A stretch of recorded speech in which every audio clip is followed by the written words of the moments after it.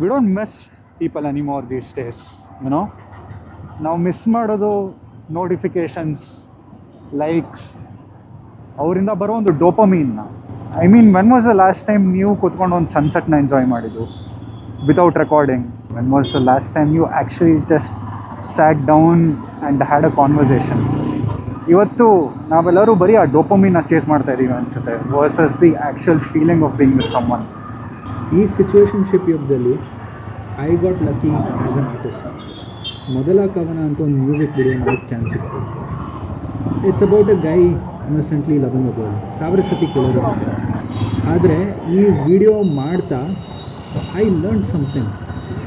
ಒಂದು ಹೂವು ಕೊಡೋದು, ಒಂದು ಲೆಟರ್ ಬರೆಯೋದು ಎಷ್ಟು ಸಿಂಪಲ್ ಅನಿಸುತ್ತೆ, ಬಟ್ ಇಟ್ಸ್ ನಾಟ್. ಯುನೋ, ಇವತ್ತು ಯಾರೂ ಹೋಗಿ ರೋಸ್ ಕೊಡೋಲ್ಲ, ಅವ್ರ ಕಂಫರ್ಟ್ ಝೋನ್ ಬಿಟ್ಟು ಆಚೆ ಹೋಗಲ್ಲ.